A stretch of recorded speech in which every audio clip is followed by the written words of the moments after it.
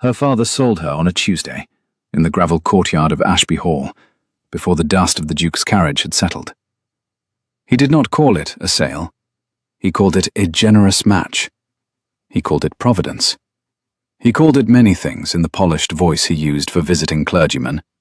But Beatrice Ashby, watching from the window of her sick room on the second floor, knew the shape of a sale when she saw one. She had been keeping her father's ledgers in secret for 2 years. She knew how he spoke when money was owed, and how he spoke when money was being moved. And she knew the difference between the words a man chose for a daughter and the words he chose for a debt. "Bring her down," her father said. Beatrice's maid, Mary, set down the hairbrush and would not meet her eyes. "He has not even come inside," Beatrice said. "Your father wants you on the gravel, miss." "On the gravel?" "In the chair, miss. He says the Duke must see the chair from the window of the carriage. He says it must be the first thing." She let her hands rest on the arms of the chair. The wood was cold under her palms. Her right leg, from the knee down, was still strapped in the brace her cousin's physician had ordered the morning after the riding accident, 2 Octobers ago. The brace she had stopped needing 11 months past, which her father had insisted she continue to wear in company. There were 2 truths about Beatrice Ashby, and only one of them belonged to her family. The truth they used was that she could not walk. The truth she kept was that she could, slowly, with care, on level ground, for short distances, and that she had been measuring her steps in the locked passage between her sick room and the linen press for nearly a year, while no one was looking. "Mary," she said. "Miss? Has he made you swear anything today?" "Only what I swear every day, miss, that you cannot stand." "Thank you for not making it a longer list." The wheelchair was carried down the staircase by 2 footmen. She held her hands folded in her lap and did not look at the portraits as they passed. Her mother had been removed from the long gallery the year after the accident. A small act, easily explained, but Beatrice had noticed. She noticed many things she was not meant to notice, and she had learned to keep that fact off her face. Her amber silk shawl, the one her mother had left her, slid against the brace as the chair tipped on the landing. She caught it. The footman apologized. She told them not to be concerned. She had learned to apologize to servants for the inconvenience of being carried. It embarrassed everyone less. The autumn air struck her like a thrown sheet of water, colder than she had expected, sharper, brighter. Wood smoke from the kitchen chimney, crushed apples from the cider press, the smell of horses that had been driven hard and not yet rubbed down. She breathed it in and felt, for the first time in 2 years, the precise sensation of being outside her own house. She closed her eyes for a half-second, only that, before she remembered who would be watching, and opened them again. The Duke had not yet stepped down from his carriage. The carriage itself was a thing of restraint, black lacquered, plain at the doors, the Ravenmere crest small enough to be missed from across a yard. A carriage that did not announce itself. 2 greys in matched harness, sweat dark on their necks. A coachman in dark blue. A single outrider holding the leads, not speaking, not looking at the house. They had come fast. They had come fast, and they had not stopped to make themselves presentable, which told her something about the man inside that her father had not understood when choosing him. Her father had positioned himself in the center of the courtyard, his hat in his hand, his smile composed. Her uncle Lionel, the architect, she suspected, of every line of the contract she had not been permitted to read, stood at her father's right shoulder, 2 steps behind. Her cousin Charlotte stood at the door of the house in a peach-colored morning gown that did not suit the weather, watching the carriage door with the expression of a woman who has been promised a play she very much wishes to see. The footman wheeled the chair into position. Beatrice felt the small jar of stones beneath the wheels, the way the chair settled an inch lower at her left side because the gravel had been raked unevenly in haste. She did not adjust herself. She kept her hands folded. "He must come down," her father said, under his breath, to no one. He must come down and look at her and see. The carriage door opened. The Duke of Ravenmere stepped out with the unhurried movement of a man who did not borrow his height from his title, He was tall, broader through the shoulders than the cut of his travelling coat could disguise, and he had the careful, level stride of a man who had spent more hours of his life on his feet than seated. Dark hair, cut shorter than fashion, a face that had been weathered by something other than ballrooms. 28, perhaps. Beatrice was 26, and had stopped being able to estimate ages with confidence after her own had stopped showing on her, and she thought, with a small, foolish flicker of vanity she had not felt in months, that she would have liked to meet him in the year before the accident, when she had still been a girl who walked into rooms. He did not bow at the carriage.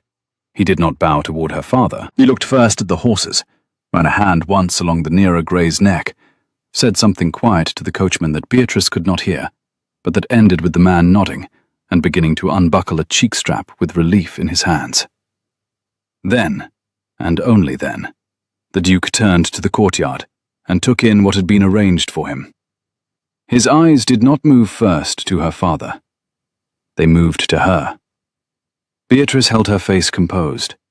It was a face she had practiced in the mirror of her sick room, a face that said, "I am a piece of furniture. Please conduct your business above me." A face she had perfected for visiting solicitors, for the family physician, for the curate.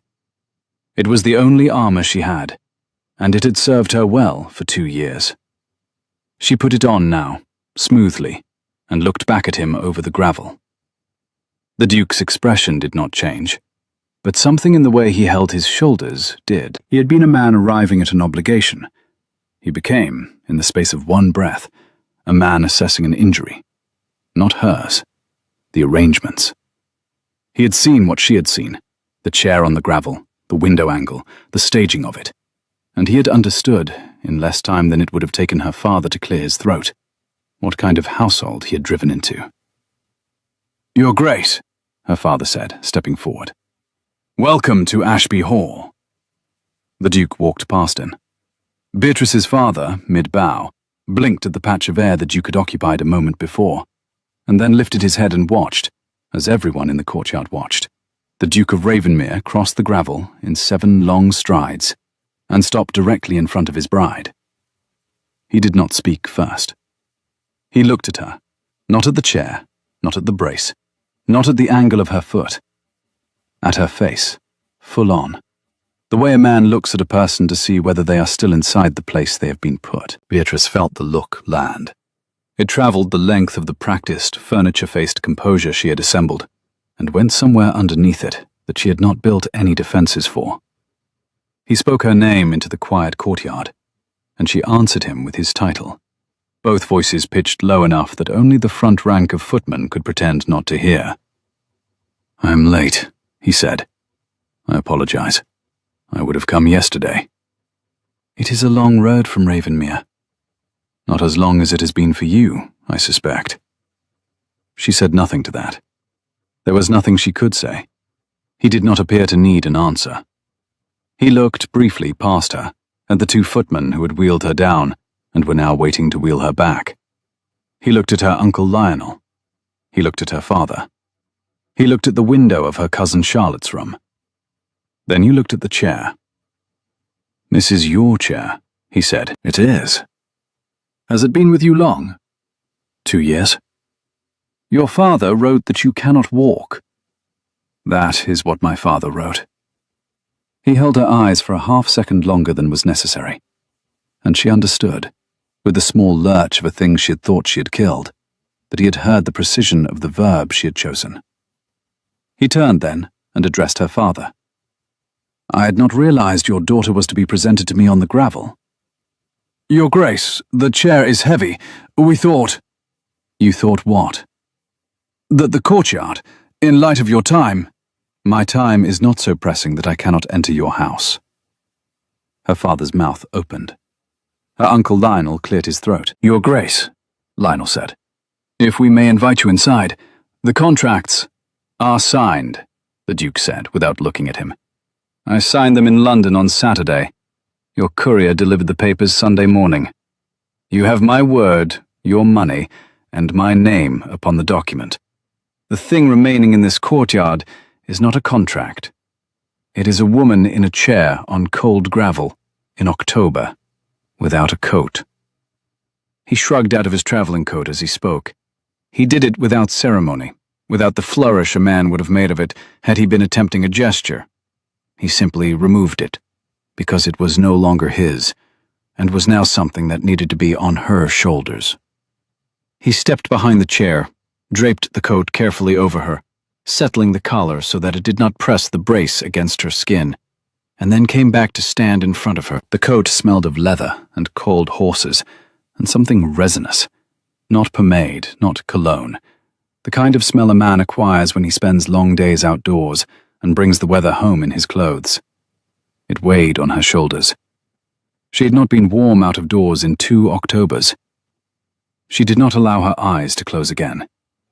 He gave her her name again, and she gave him his title, and the formal exchange was the only fragment of ceremony that the courtyard would receive that morning. "With your permission, I will lift you from this chair and set you in my carriage. We can discuss arrangements on the road."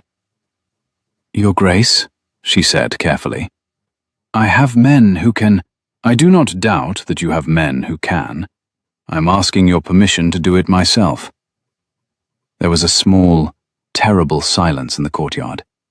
Her father's mouth was still open. Her uncle Lionel was, for the first time since she had met him, not certain what to do with his hands. Charlotte had stepped onto the gravel and stopped, having clearly intended to be helpful in some performance of her own, and discovering, mid-stride, that the script she had imagined was no longer being staged. Beatrice looked up at the man she had married 3 days ago, in a document she had not been allowed to read. "You have it," she said. He bent. He did not bend in the apologetic way men bent over invalids, the half-stoop that signaled both effort and condescension. He bent the way a man bends to lift a thing he respects. One knee on the gravel, no flinch, eyes level with hers. His hand slid under her knees and the other behind her shoulders. He did not jostle the brace.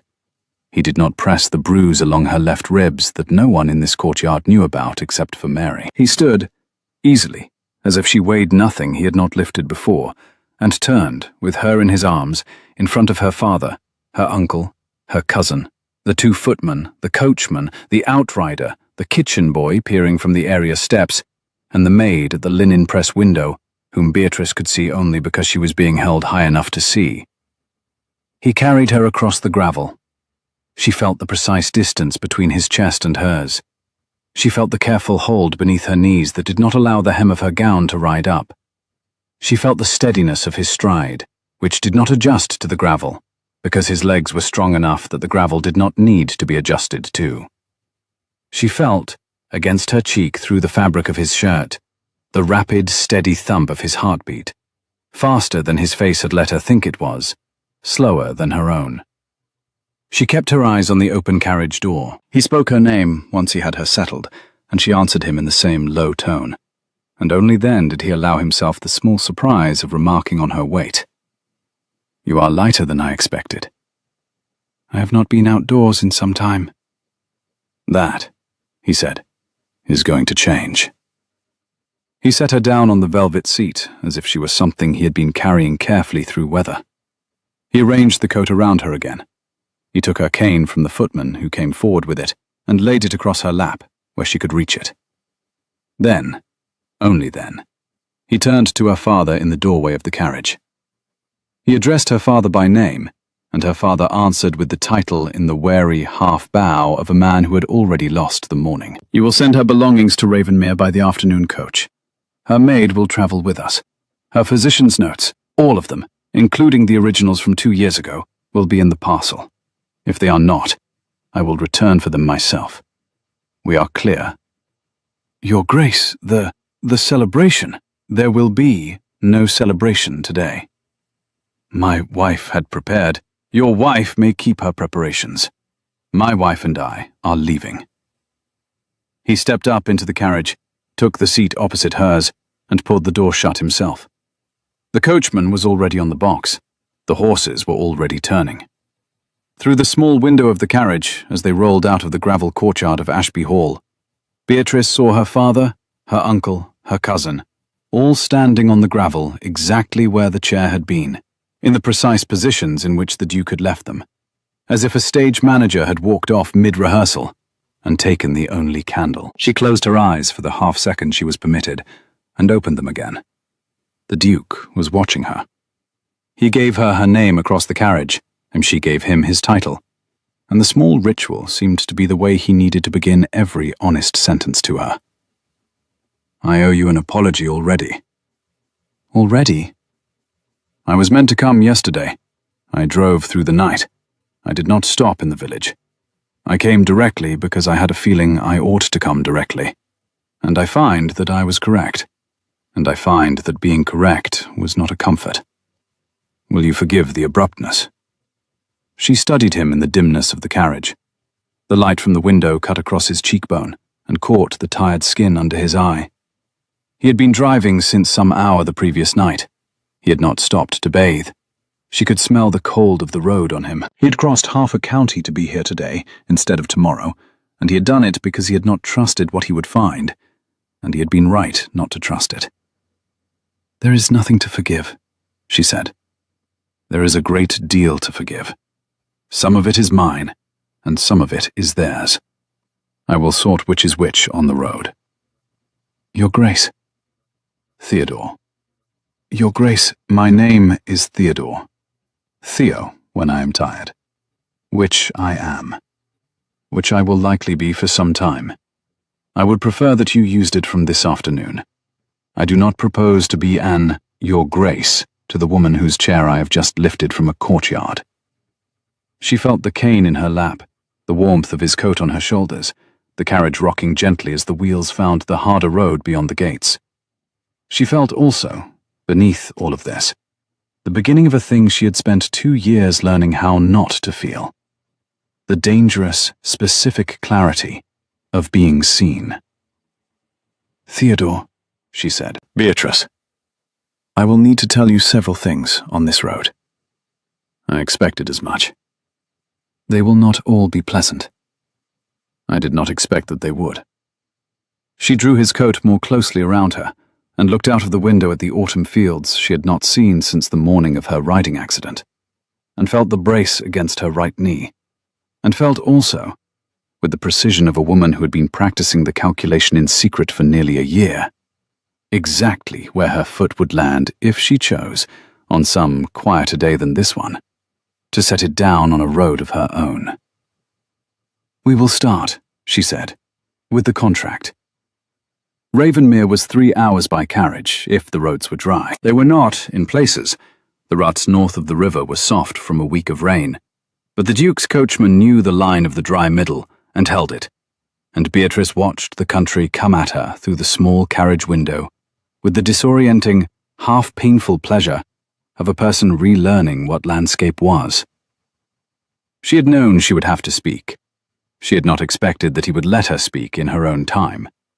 He had, for the first quarter of an hour, asked her practical questions: how she preferred the lap robe, whether the rocking of the carriage hurt the brace, whether she was warm enough in his coat, whether she would prefer the curtain drawn.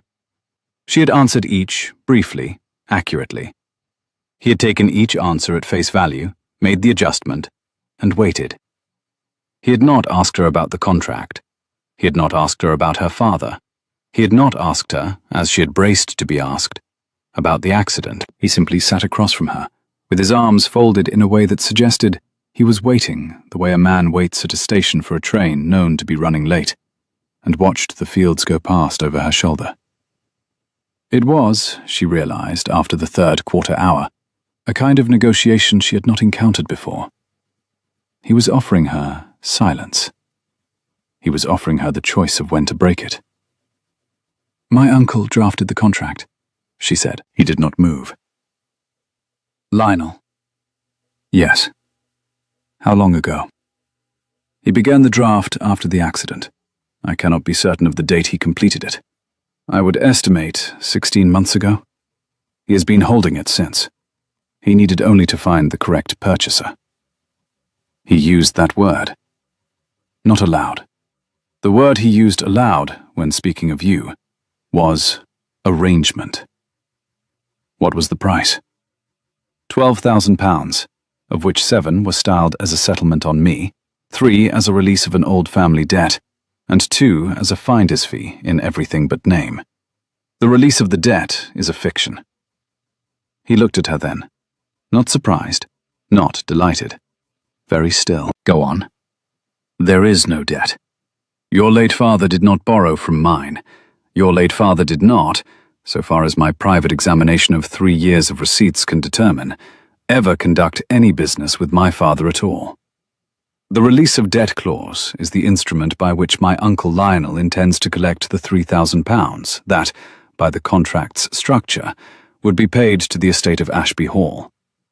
The estate of Ashby Hall is, in practice, my Uncle Lionel. Your father is the estate of Ashby Hall. My father is the named owner of the estate of Ashby Hall. The estate's affairs have been managed by my Uncle Lionel since the year my mother was lost. I was 18. I have observed my uncle's management since I was 19. I have kept ledgers of his management, in cipher, since I was 22. I am 26. She watched the Duke's face for the response she had braced for.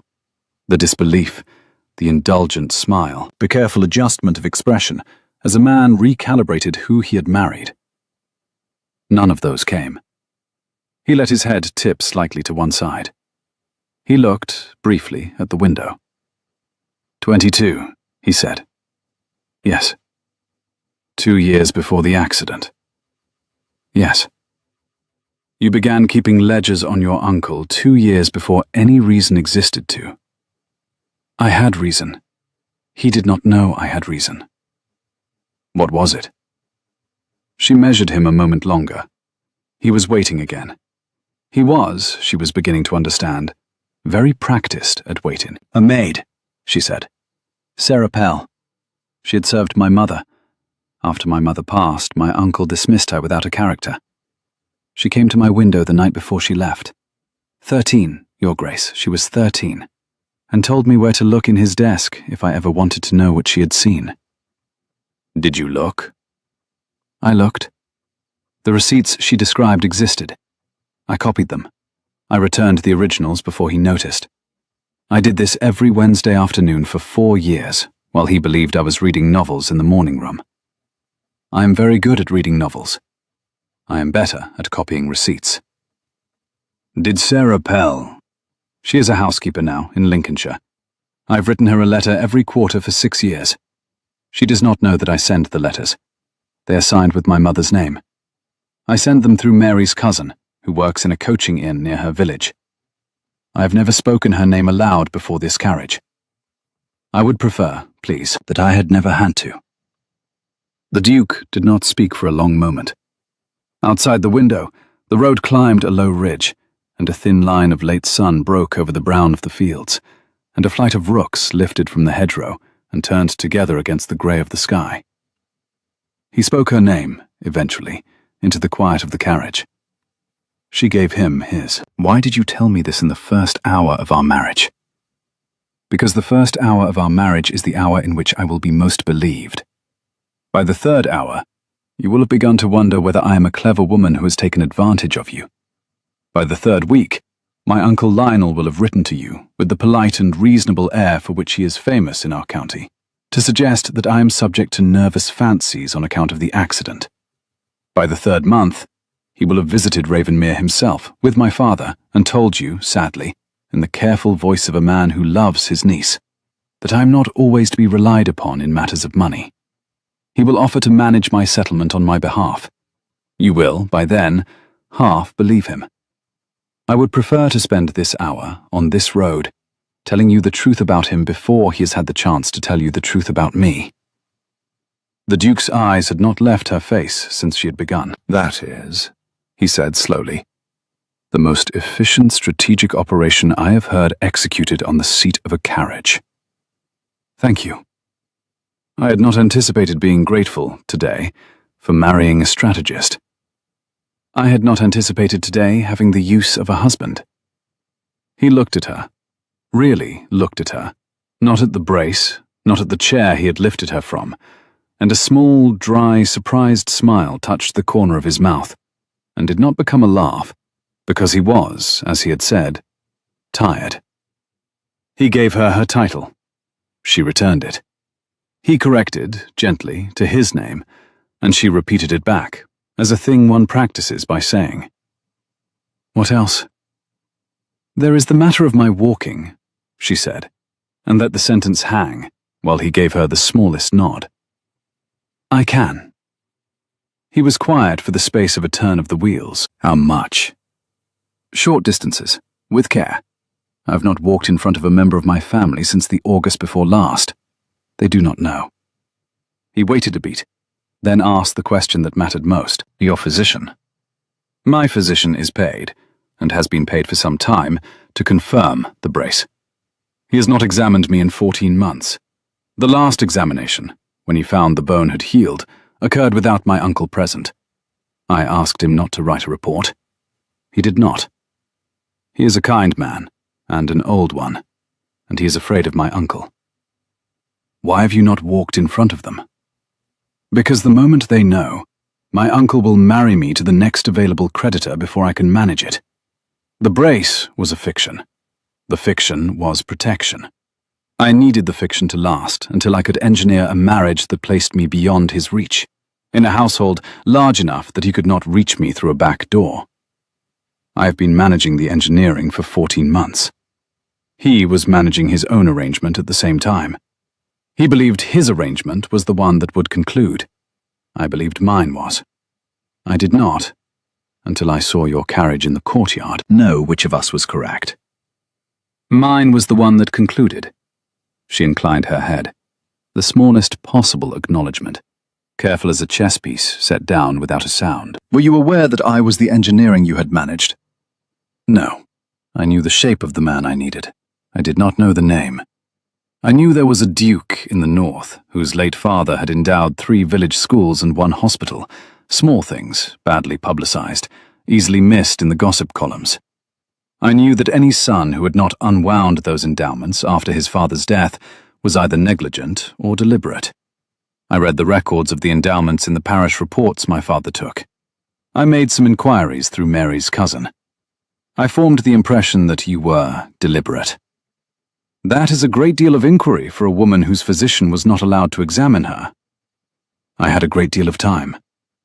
He was silent for a moment, and then he laughed, a short, low, genuinely surprised laugh that filled the dim carriage and was gone again. It was the first he had laughed all day, perhaps the first he had laughed in some longer time, and he looked, after, briefly embarrassed at himself.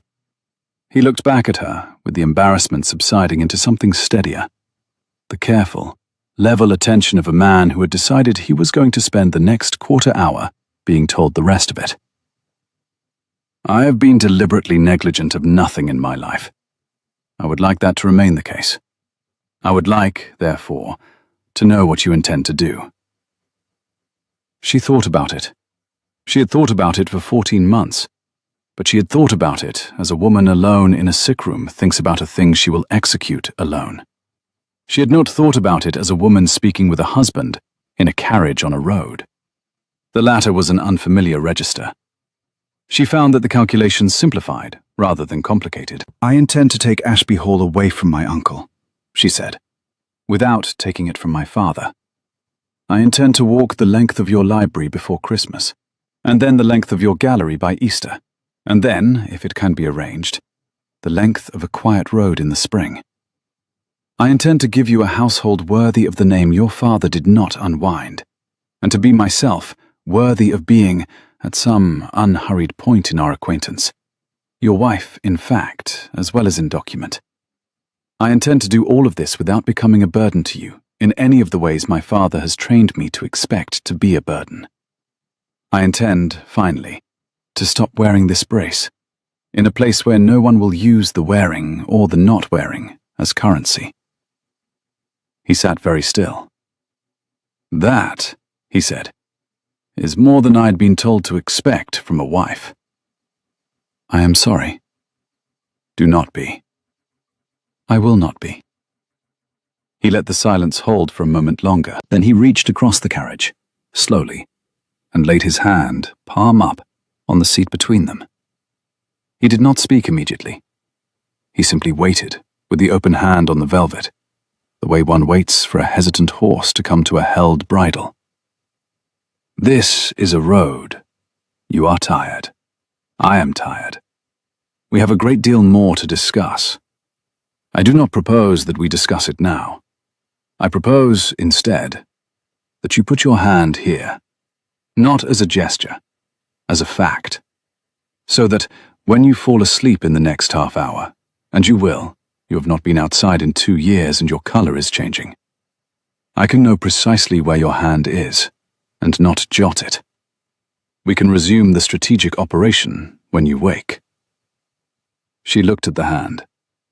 It was a large, square hand, the back of it crossed with a faint scar, running from the base of the first knuckle to the wrist. A working hand. A hand that had, 2 hours earlier, lifted her from a chair on cold gravel without disturbing a brace. She put her hand into it. He closed his fingers around hers. Not tight, not possessive. The closure of a man latching a gate against a wind, and rested their joined hands on the seat. He did not speak again. He looked out of the window and let her not speak. She did not, in fact, fall asleep in the next half hour. She fell asleep within 4 minutes. When she woke, with the carriage stopped in the courtyard of Ravenmere and the autumn light gone almost orange in the western sky, his hand was still around hers, and he was sitting forward to spare her the angle of the cushion, and the brace had not, in 3 hours of road, pressed once against her bruised knee. Ravenmere was not what she had been told to expect. She had been told, by her uncle, to expect a great cold cathedral of a house, the seat of a man too proud to remarry after his first wife's death, kept by a skeleton staff, run on a strict bell. She had been told this by a man who had never been to Ravenmere and had no source for the information beyond his desire to deliver his niece into an austerity that would render her grateful. What she saw, when the Duke opened the carriage door and the courtyard came into view, was a long, low, warm-stoned manor with 3 rows of mullioned windows lit from within against the early dusk, smoke from 4 chimneys, 2 dogs of an unimpressive but enthusiastic breed coming around the corner at speed, a housekeeper on the steps with her apron still on from the kitchen, a steward standing 1 step behind, and a small congregation of staff who were attempting, badly, not to crane their necks at the carriage door. "Mrs. Heaver," the Duke said before he stepped down. "This is my wife, Lady Beatrice. Her maid will arrive on the afternoon coach with her belongings. Until then she will need everything. Hot water, a fire in the rose room, not the green, the rose. Soup, not a meal. Send for Dr. Wykeham in the morning, not this evening. She is not to be examined tonight. I will carry her in." The housekeeper, round-faced, perhaps 50, eyes sharp under the practiced calm of a woman who had managed a great house for 30 years, said only, "Your Grace," and turned, before he had finished speaking, to set the orders moving. The Duke stepped down. He did not, this time, ask Beatrice's permission. He stood at the open carriage door and held out his arms in the precise, quiet way of a man whose request has already been made. She allowed herself, on this second lifting, to look up at him. The light from the lanterns over the door fell across his face. He was tireder than he had been in the courtyard at Ashby Hall. He had not slept since some hour she could not place. He had carried her 3 hours in his attention, as well as in his arms. She said his name, quietly enough that only he could hear, and he answered with hers, and waited. "You may put me down inside. Not in the carriage, not in the courtyard. Inside." He nodded once. He lifted her a second time, in the courtyard of Ravenmere, in front of 2 dogs and a small congregation of staff, and carried her up the 3 shallow steps and through the broad oak door, and into a hall that smelled of beeswax and applewood, and the particular, gentle dust of a house that has been lived in continuously for 200 years. He set her, as she had asked, just inside the threshold, on a settle by the door, not in the chair the housekeeper had brought, not in the wheeled thing the steward had appeared with, on a settle, with cushions. He arranged the cushions. He took her cane and laid it across the settle within reach. "Mrs. Heaver will take you to the rose room," he said. "She will not require you to climb stairs. There is a sedan in the back passage that has not been used since my mother had her ankle in plaster, the year before we lost her. It is in good condition. Mrs. Heaver has arranged it." She began to protest, half-formed, the rest of an evening she had assumed he would expect. "I am going to wash, eat something that is not ham from a saddlebag, and write 3 letters before I sleep. The first will be to your father, restating what I said in the courtyard in writing. The second will be to your uncle, requesting from him, in the politest possible terms, every paper he holds related to the alleged release of debt. The third will be to my own steward in London, who will receive his instructions for the next month before midnight. You will be asleep, I hope, before I have finished the second letter." "You cannot." "I can, Beatrice. I have done it before. Less interestingly." He looked at her for a beat longer than he needed to.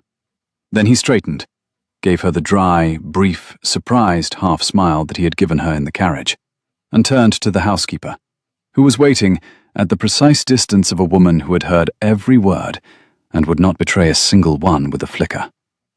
He turned to the housekeeper. "My wife is to have anything she asks for. She is also to have several things she will not ask for. Use your judgment." Mrs. Heaver bowed her head fractionally, the closest thing to a vow Beatrice had ever seen a housekeeper deliver in a hallway. He left. In the rose room, an hour later, washed, fed broth and bread, propped against 3 pillows of the wrong size that Mrs. Heaver was already replacing, Beatrice lay in a vast, unfamiliar bed, under a vast, unfamiliar canopy, and stared at the painted ceiling beam, where a flight of small wooden swallows had been carved by a craftsman who had clearly been showing off. She listened to the unfamiliar house. She listened to the murmur, somewhere through 2 walls and a passage, of a man's voice dictating letters in a measured tone. She thought, "He has not been a husband to me. He has not, in any of the ways a husband would have been within his rights to be, behaved as a husband. He has been a stranger of considerable competence, who has lifted me from a courtyard, and then arranged for me to be left alone to rest." She thought, "I have, in the matter of a marriage I did not choose, accidentally chosen extremely well." She thought, "I will sleep until morning, and I will begin tomorrow by walking, slowly, with care, on level ground, for short distances, across the floor of the rose room, to the window, where I will see whatever weather the morning brings. I will choose what he sees of that, and when. I will choose. I have not chosen, in the matter of my own legs, for 2 years." She closed her eyes. She slept. She did not wake until 10 the following morning, which was longer than she had slept at one stretch in 18 months. And the first thing she saw, when she opened her eyes, was a small bowl of late autumn roses on the windowsill, yellow at their cores, edged with a faint, tired pink. And beneath them, on a folded slip of cream paper, in a strong, square hand, the word, "Walk when you are ready. T." She walked. She walked from the bed to the window. 6 steps, with the cane, slowly. The carpet was thicker than she had grown used to at Ashby Hall, and the cane sank into it more than she had expected. But she made the 6 steps without letting the brace take her weight. The brace was loose this morning. She had loosened it herself before sleeping, and Mary, arriving from Ashby Hall on the evening coach as the Duke had stipulated, had not been told to tighten it again. And she stood, when she reached the window, with her free hand braced against the stone of the sill, and her breath coming a little too fast, and looked out at Ravenmere in its second morning of being hers. A garden, frostbitten, walled. A long, low orchard behind it, the last of the apples not yet picked. A drive curving out under elms. A pond she had not seen the night before. A man in an undyed shirt, sleeves rolled to the elbow despite the cold, splitting wood on a stump by the orchard wall. Splitting it badly, she noted, with the precise attention she gave to all things she was not supposed to be observing. He had a steward's posture, but a steward would not be splitting his own wood. He had a duke's height. He had a duke's shoulders. The duke had, apparently, decided to start his second day at home in his own woodyard, which told her a thing she filed away in the same drawer with the smallness of the Ravenmere crest and the carriage door. He looked up. He saw her in the window. He set the axe down, carefully, into the splitting block, head buried, and lifted his hand once, in acknowledgement, the way a man acknowledges a sail at the horizon. Not a wave, an acknowledgement. She lifted her hand, against the cold stone of the sill, in return. He bent to the axe again. She watched him for 2 full minutes, long enough to confirm that the wood-splitting was indeed terrible, that he was learning a thing he had never had reason to learn, that the steward, observing from the corner of the orchard wall, was twice trying not to laugh. And then she walked, 6 steps back to the bed, sat on its edge, and rang for Mary. "Miss," Mary said, before Beatrice could speak. "I am not to call you Miss any more. Mrs. Heaver has made it very clear." "Your Grace, then?" "Yes, Your Grace. It will take me a week." "Take a week." "Mary, I have a great deal of letter to write today." "Yes, Your Grace." "Bring my desk, please, such as it is. There must be something in this room. I want pens, ink, and the paper that does not have my uncle's crest on the watermark. I do not propose to write a letter on my uncle's paper for the rest of my life." "Yes, Your Grace." She addressed Mary once more by name as the maid reached the door, and Mary turned with the same quiet acknowledgement. "Your cousin at the coaching inn, Mary. The letters to Lincolnshire have been going out under my mother's name. I will write the next one this morning, in my own hand, signed plainly. Will he carry it without asking the question I think he will wish to ask?" "He will carry it, Your Grace. He has been carrying them for 6 years without asking. He will not begin now." "Did you know what was in them?" "I had a feeling, Your Grace. I asked my cousin nothing. He told me less." "Yes, Your Grace." Mary bobbed. Mary went. Beatrice sat in the morning light and watched the Duke, 2 stories below, pretend, for the second time in her acquaintance with him, that he was not a duke. The first week at Ravenmere settled around her in increments she had not, in 2 years of sick-room calculation, learned to anticipate. Her sick room at Ashby Hall had been a room of subtractions. What she could not do, what she could not be seen attempting, what she must not be observed reading. The Rose Room at Ravenmere added back, by quiet daily increments, the small permissions a person required in order to remember that she was a person.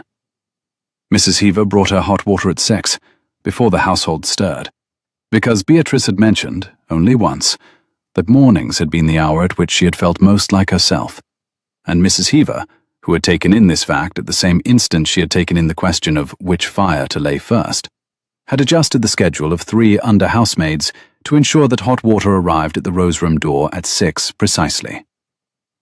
Mary, who had at first been startled by the early summons, was within 4 mornings rising at 5:30 from genuine inclination, and within 7 was the principal beneficiary of a kitchen maid named Annie, who had, with the swift instinct of staff for staff, decided that a lady's maid travelling alone from a sick room required, of all things, the tea poured first. The walls of the Rose Room were papered, Beatrice discovered, in a faded yellow rosebud pattern, the exact shade of a thing slightly forgotten.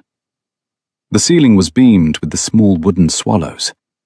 There was a fire grate of black-veined marble, a writing desk with 1 drawer that did not close perfectly, 2 armchairs upholstered in a brown velvet that had been new perhaps 30 years before, and had been maintained by Mrs. Heaver with the careful, unsentimental craft of a housekeeper who did not believe in replacing what could be brushed.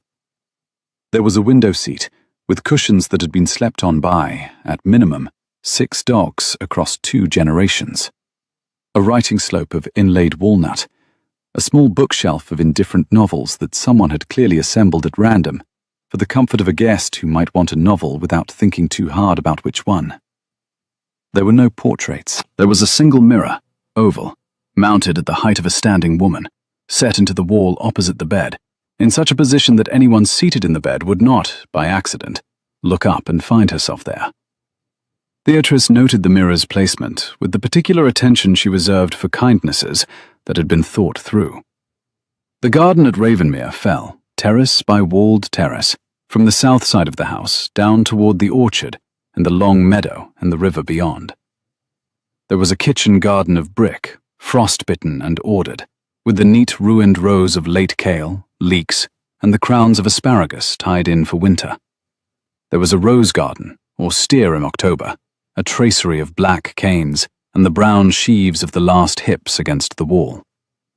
There was a small white marble basin, fed by a lead pipe, in which a single water strider had been spending a thoughtful late autumn. There was a low gate of black iron in the orchard wall, through which, Beatrice understood by the second day, the Duke disappeared at unpredictable hours to do unpredictable things in his own wood yard with his own axe, and the patient, indulgent amusement of his groom. Beatrice walked, at first, only inside. She walked from the bed to the window of the rose room, 6 paces, then back. Then, on the third afternoon, from the bed to the door, 11 paces. On the fourth, from the door of the rose room to the door of a small dressing room across the corridor that Mrs. Heaver, with the same uninflected efficiency, had cleared for her use. Then, by the 7th day, the corridor itself, from the rose room door to the head of the back stairs, a distance of 42 paces, which she walked twice before sitting down on the upper step and laughing, very quietly, into her own sleeve, because she had not in 2 years walked 42 consecutive paces, and had now walked 84. Mary, who watched all of this from the doorway of the rose room with her arms folded into her apron and her face very carefully held, did not cry. She had been ordered by Beatrice on the morning of the second day not to cry. She did not cry. She did, however, on 3 separate occasions in the first week, vanish into the linen press for a quarter of an hour with a piece of mending she did not, in fact, need to attend to, and emerge with her eyes very bright and her chin very firm. And Beatrice did not, with the courtesy due to a maid who had kept a great many secrets for a great many years, ever ask her where she had been. The household at Ravenmere had a rhythm that did not require Beatrice's instruction in order to assemble itself around her. This was, she understood by the end of the first week, a household that had been managed for a long time by a woman who knew how to manage it without consulting a master, because the master, having installed Mrs. Heaver in her position 12 years previously, had then had the sense to leave her to her work. The kitchens ran to the hour. The fires were laid by an underfootman named Edwin, who, at 14, was already so silent that Beatrice did not at first realize a fire had been laid until she saw the new flames. The horses were exercised by the head groom, a thin Yorkshireman called Plum, in the long meadow at 7 and at 4.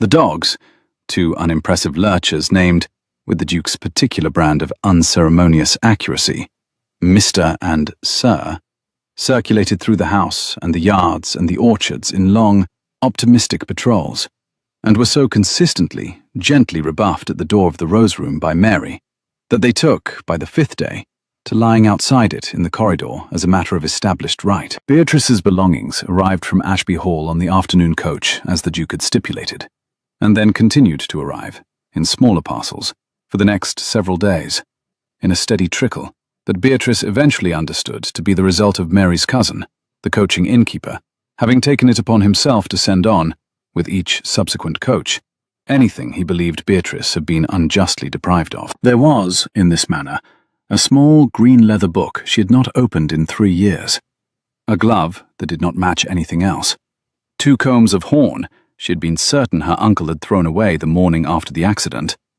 and 1 slim, cloth-bound volume of a poet she had read aloud to her mother on the last summer of her mother's life, which arrived on the 7th day with no note, and which Beatrice held against her chest in the rose room for 1 long, uninterrupted minute, before placing it, deliberately, on the small bookshelf at her bedside, between an indifferent novel and another.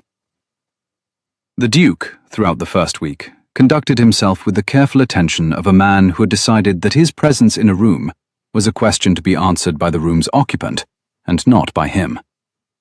He breakfasted alone at 8, at the long table in the great breakfast room, until the morning of the 4th day, when Beatrice walked, on her own legs, with the cane, slowly down the back stairs, and presented herself at the door of the small breakfast room. She had not asked permission. She had not informed Mrs. Heaver. She had decided, in the Rose Room at 7:30, that the small breakfast room was where her place would now be set, and walked to it.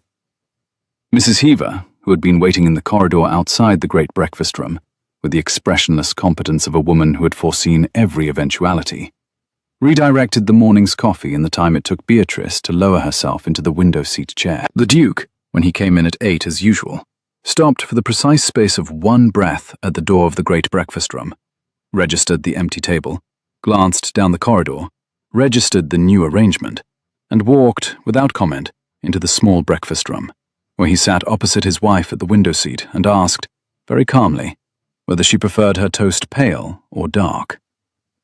She preferred it dark. He had it dark. He drank his coffee. She drank hers. They did not, in the first morning of breakfast together, discuss anything of consequence. They discussed the colour of the water strider in the marble basin, which the Duke had also noticed. They discussed the swallows in the ceiling beams of the Rose Room, which he had not seen since boyhood. They discussed, with the careful attention of two people who had agreed without speaking to begin with the easiest possible weather, the difference between Yorkshire bread and Hampshire bread, on which the Duke had unexpectedly firm opinions. They did not, that morning, discuss the contracts, the uncle, the brace, the chair, the courtyard, the lifting, or the question that had been laid, 3 days earlier, in the dim carriage between them in the form of a hand on a velvet seat. After breakfast, on the 4th day, and on every day after, the Duke took his correspondence to a chair he had drawn into the long passage outside the Rose Room, where he could sit with his pencil and his envelopes within hearing distance of any sound she might make, and yet not, by his presence, oblige her to acknowledge him. Beatrice, who had not been protected by anyone since her mother had been alive, and who had therefore not, in 8 years, been able to distinguish protection from supervision, took 2 full days to recognize that what was happening in the long passage was protection. On the 3rd day, she wrote, on a small piece of cream paper from the writing desk, in her own clean hand, the words, "I have observed, and I am grateful," and slid the paper, folded once, beneath the door. He did not, at any point, refer to it. He did, 2 mornings later, draw the chair closer to the door of the Rose Room and shift his pencil work by half an hour later, and bring with him a second cup of coffee that he set on the floor by the door, where Beatrice, having walked to the door in the manner that had become her secret morning practice, discovered it, still warm. She drank the coffee. She put the cup back on the floor. She heard, from the chair on the other side of the door, a single, small, dry exhalation that was, in its way, the closest thing to a laugh she had so far heard from the man she had married. She slept that night with the small green leather book beside her on the pillow, and in the morning she walked to the small breakfast room without the cane. By the end of the 2nd week, she was reading the Ravenmere ledgers. She had not asked. The Duke had not, in any morning conversation, suggested that she should.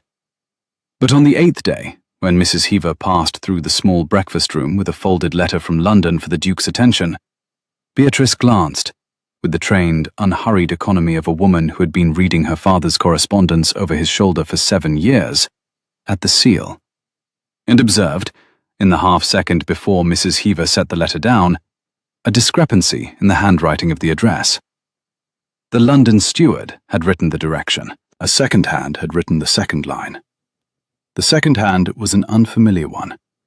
The second hand was, in 3 small details, the hook of the letter G, the pressure on the downstroke of the first letter, the specific ink, the precise hand of a Mr. Gristwood, whose 17 letters of correspondence with her Uncle Lionel were, at that moment, copied and folded into the small green leather book beside the indifferent novels in the Rose Room. She did not, at the breakfast table, allow her face to register what she had seen. She finished her toast. She finished her coffee.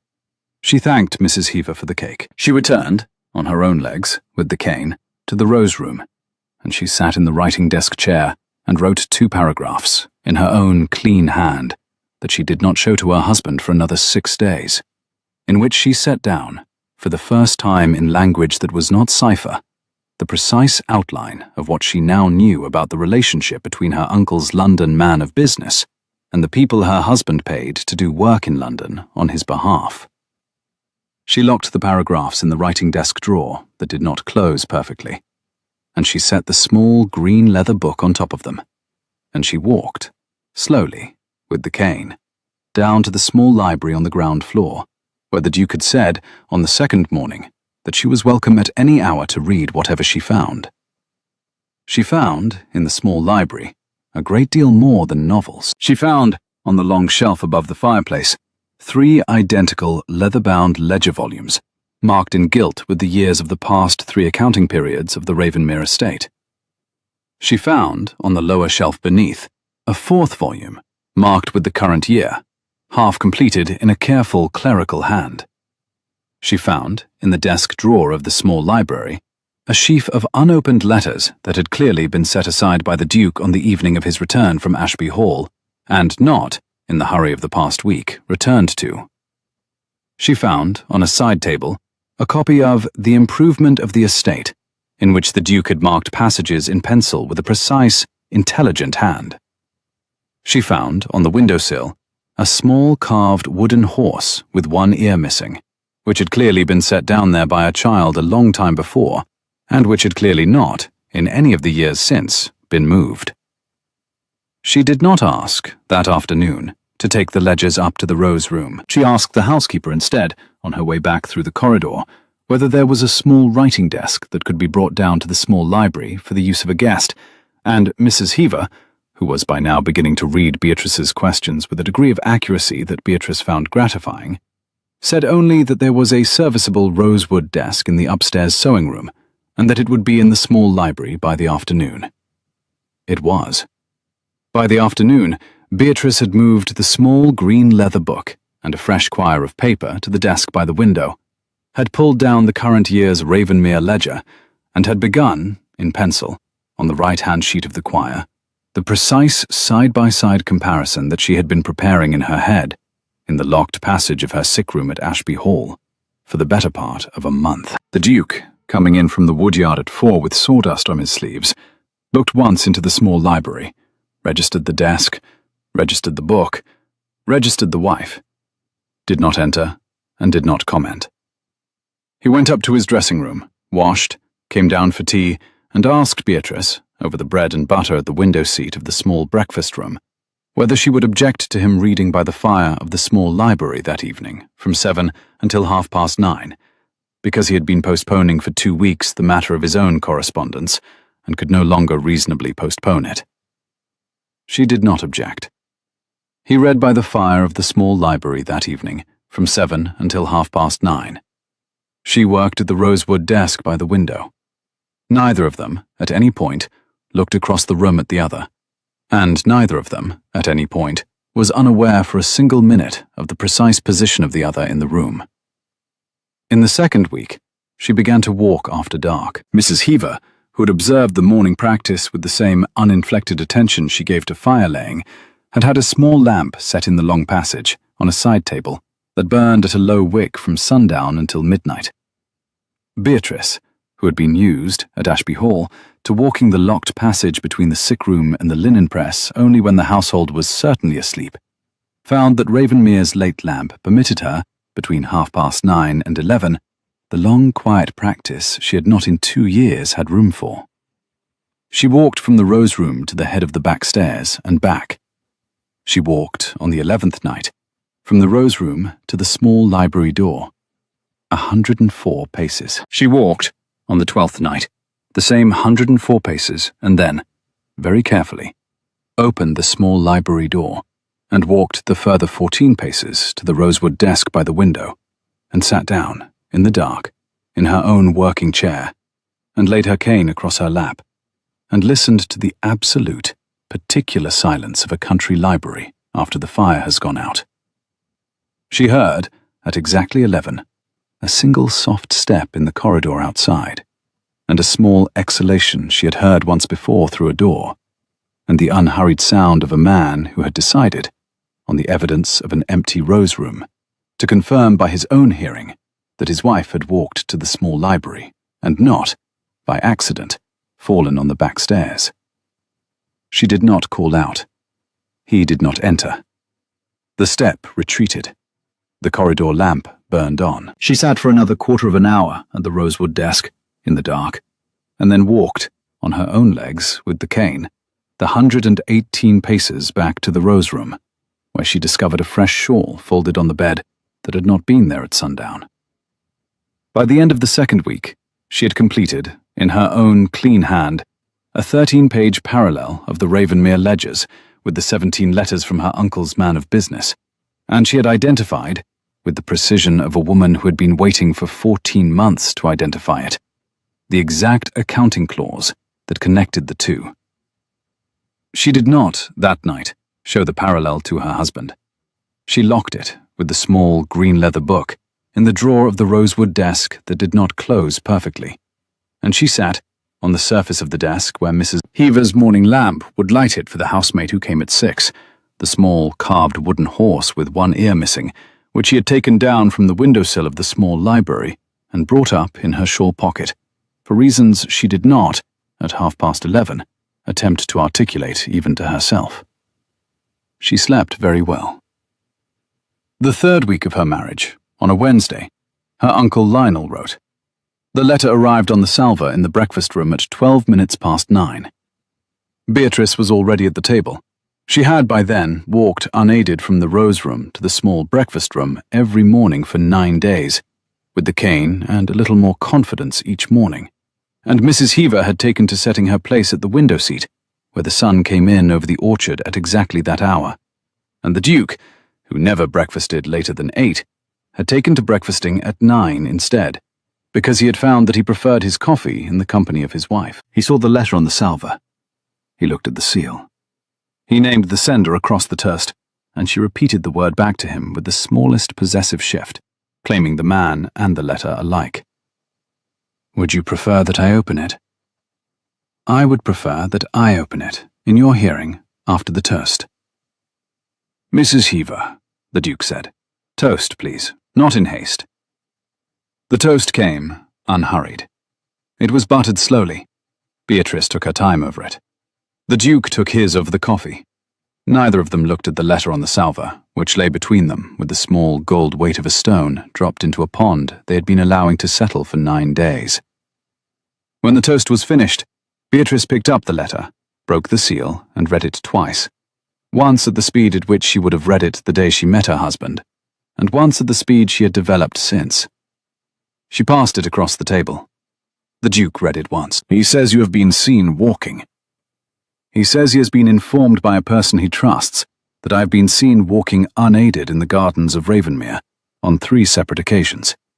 He suggests, with a great show of concern, that this is most surprising. He suggests that, in light of my long history of nervous fancies after the accident, he would consider it a kindness if he might be permitted to send our family physician to examine me at his earliest convenience. He suggests that, should the examination confirm what he has been told, the matter of my settlement and the release of debt clause might benefit from a small renegotiation, conducted in a friendly spirit, between the families. He is asking to revise the contract. He is asking to extort. The friendly spirit is a courtesy. The extortion is the intention. Who informed him? It is irrelevant. He has eyes in every house in this county that has ever taken my father's port. He will have a footman at Ravenmere by Christmas if I do not act before. The Duke set the letter on the table, smoothed it once with the side of his hand, a careful, considering smoothing, not an angry one, and lifted his eyes to her over his coffee cup. He spoke her given name into the morning quiet of the breakfast room, and she answered him with his, and the small private exchange settled between them like a turned page. What is your move? She sat back in the window seat and looked out at the garden. The frost had finally cleared from the lawn. A robin was at the rosemary by the wall. The orchard beyond was bare, except for a few late apples on the high branches, beyond the reach of the ladders. "I will write to him," she said, "and invite him to dinner." He waited. "At Ravenmere," she said, "on a date of my choosing, with my father, with Charlotte, with the Hartleys, the Penroses, and Mr. Bramwell the magistrate. 6 persons besides ourselves. A small county dinner, wholly proper, wholly public. I will provide him with the opportunity to ask me, in front of company he respects, what he has asked you in private. I will provide him with the opportunity, also, to refuse to ask. He will refuse to ask. I will then, in the course of the evening, walk, slowly, with the cane, with care, from the drawing-room to the dining-room, and from the dining-room back, across the length of 2 rooms my staff will have arranged for the precise distance I can manage. I will then, after the ladies have withdrawn, return, alone, with Mr. Bramwell as our witness, to the small library where, in advance of the dinner, you would have caused my private ledgers, copied in cipher, kept since I was 22, transcribed in clear during the past 3 weeks at Ravenmere, to be laid out on the long table. Mr. Bramwell will be invited to read.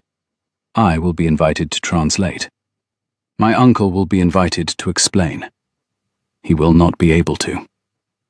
The Hartleys, the Penroses, and my father will be in the next room, and the doors will be open." "That," said the Duke, "is a county dinner." "I have had 3 weeks to plan it." "You have had 18 months. "That is also true." He looked at her, really looked, in the way he had begun to look at her over coffee in the mornings, which was a way she had not previously associated with men over breakfast, and lifted the cup carefully to his lips. He set the cup down again before he answered, with the kind of deliberation he gave to all small public commitments. "I will host this dinner." I had not doubted it. "I will host this dinner on one condition." "Which is?" "That you walk from the drawing-room to the dining-room on my arm. Not because you require the arm, because I would like, at some point in this engineering, to be in the engineering. I have been, for 3 weeks, an admiring observer." "You have been," she said. "More than that." "On your arm, then?" "On your arm." "Date: the Friday after next, 11 days. I will need 3 days of rehearsal in the rooms. I will need Mary, Mrs. Heaver, and your steward. I will not need you in the rehearsal, because if you are present in the rehearsal you will become anxious, and if you are anxious on the night you will hover, and if you hover Mr. Bramwell will notice, and if Mr. Bramwell notices, his testimony is less useful. You have considered me. I have considered everyone. I am very pleased that I am marrying my wife." "You married your wife 3 weeks ago." "I am marrying her continuously, Beatrice. It is what one does, evidently, on receipt of evidence." She did not answer that. She did not look at him. She looked down at her toast, which she had finished, and at her hands, which were calmer than she had expected. She felt, distantly, as if she had been handed the weight of a small bird and asked to carry it across a courtyard without dropping it. She wrote the letter to her uncle that afternoon. She wrote it, deliberately, in the soft and slightly anxious tone of the niece he had raised, the tone he expected, the tone he would not question, the tone that would arrive at his desk with the small fragrance of his own success around it. She thanked him for his concern. She acknowledged that she had been, since the accident, perhaps overprotected by her family. She said that she was now, with the help of her husband and his kind staff, attempting some small recovery of strength. She said that she would be very grateful if her uncle could come to Ravenmere, bringing her father and Charlotte, of course, for a quiet country dinner on the Friday after next. She said that the Hartleys had, very kindly, accepted, that the Penroses had also, that Mr. Bramwell, an old friend of her husband's family, would be present, and that she hoped, after dinner, to take her uncle into the small library, in private, where there were certain ledger pages of her late mother's that she felt she ought, at last, to share with him. She used her late mother's name in the closing. She signed it, very carefully, with her own.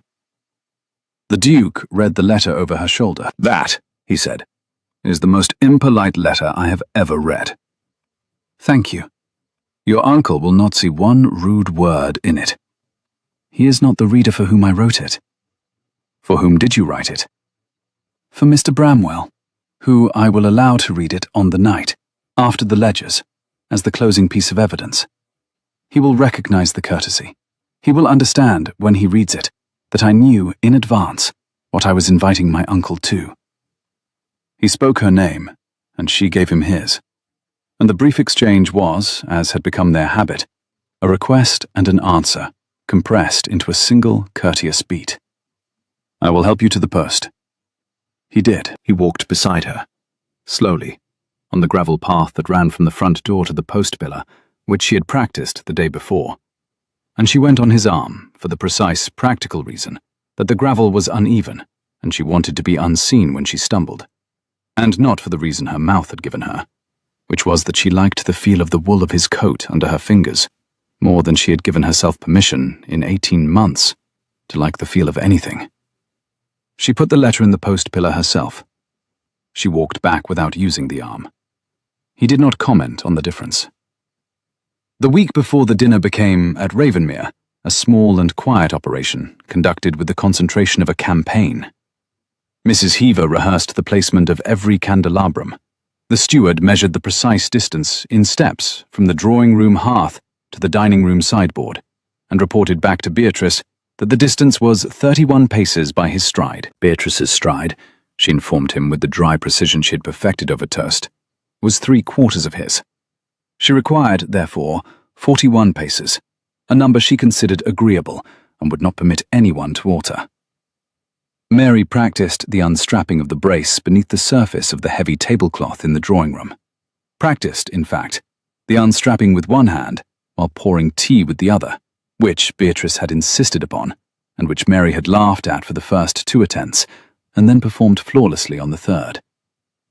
Cook practiced the courses. 5 only, simple, country, no display, with a particular attention to the soup, which would arrive, by Beatrice's instruction, at the precise moment her uncle would be most expecting cleverness on a plate. The Duke, throughout all this, did very little. He had, he announced on the first morning of the rehearsals, decided to take his correspondence to the woodyard. He read his letters at the splitting block, on a stool that had been brought out for him by an indulgent groom. He answered them in pencil on the back of envelopes. He came in for dinner with sawdust on his cuffs, smelling of orchard and oil, and Beatrice, watching him from the doorway of the small library, noted on each occasion that the man learning to split wood was learning to split wood very poorly, and that he was learning it, all the same, with the patient attention of a man who had decided that whatever he was practicing in the woodyard was not, in fact, the splitting. On the 4th morning of rehearsals, halfway between the drawing-room and the dining-room, on the long stretch of polished oak floor between, she stopped. Mrs. Heaver, with her count clicker, said, 23 paces, Your Grace. Yes. Are you well? Quite well, Mrs. Heaver. Should we resume from 23? Mrs. Heaver, would you ask my husband to come into the long passage? Your Grace. Mrs. Heaver went. Beatrice stood, with the cane, on the precise central plank of the long passage, and watched the autumn light come through the high windows in long, pale bars, and thought about the calculation she had been performing in private since the morning she had walked to the window of the rose room, and decided, having performed it once more in the past minute, that it was correct. He came. He had sawdust on his sleeve. He was wiping pencil from his palm with a handkerchief. She gave him her name, and he gave her his, and answered the unspoken summons with a single, steady syllable. I would like to walk back from 23 to 1, in your company, without Mrs. Heaver, without Mary, without rehearsal. He asked whether she meant on his arm. She answered no, and when he asked, more quietly, whether she meant beside him, she said yes, beside him. At what distance? At the distance, she said, of a wife. He did not speak. He set the handkerchief on the windowsill. He folded his hands behind his back, to make sure she understood that he would not reach for her unless she asked, and stepped exactly to her left, at the distance, indeed, of a wife. She walked 23 paces, slowly, with the cane, on the polished floor of the long passage in the autumn light. He kept beside her, slightly slower than his natural pace, slightly faster than hers, matching neither, matching her. He did not speak. He did not breathe loudly. He did not adjust himself when she swayed, briefly, at the 8th pace. He simply continued at the precise distance he had taken, until she steadied, which she did, with the cane, in 3 breaths. At pace 1, by the drawing-room threshold, she stopped. She looked at him in the autumn light from the high window, and gave him his name. He answered with hers, and waited for whatever she was going to say. I would have managed it without you. I know. I preferred the managing of it with you. I know. I thought you should be told. I am very glad to have been told. He did not move. She did not move. The autumn sun came through the high window.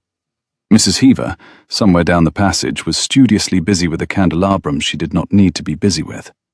Mary, at the dining-room door, had not turned to look.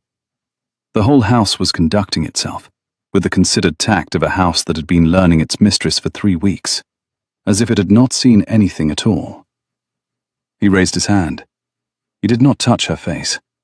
He laid the back of his fingers against the inside of her wrist, where the cane sat in her grip, and let it rest there for the space of 3 beats. 3 deliberate beats. The kind of touch a man uses when he has decided in advance the duration he will permit himself. Then he stepped away. Tea, he said evenly.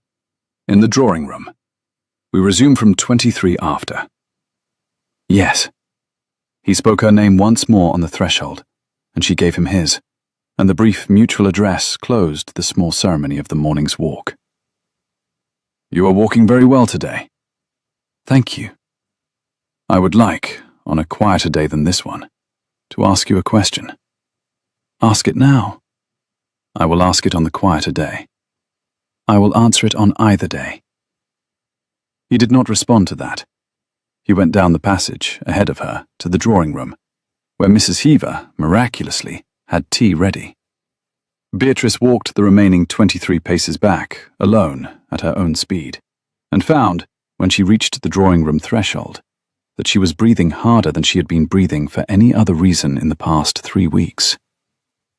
She did not, that night, sleep until late. She lay in the rose-room bed and counted, in the dark, the precise number of times the back of his fingers had touched the inside of her wrist, and the precise number of beats they had stayed there, and the precise number of inches he had stood from her on the polished floor of the long passage in the autumn light, and discovered that, for the first time in 2 years, the inventory she was keeping was an inventory of a thing that had happened to her body that she wanted to remember. The Friday of the dinner arrived in a thin, late October fog that broke before noon into a quiet, low autumn sun. Her uncle's carriage came into the courtyard at 6. Her father's came directly behind it.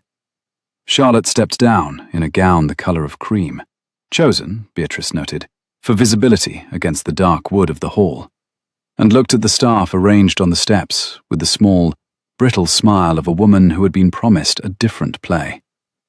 The Duke had arranged the staff himself. He was at the door, not on the steps, in his own coat, the dark green one, well cut but not formal, the coat of a man who had decided not to dress to impress his guests. He had Beatrice on his arm. She was in her amber silk, the shawl that had been her mother's, now made up into a gown by a London dressmaker the Duke had sent for in the 2nd week, and the brace beneath the gown was unstrapped. She had not strapped it that morning.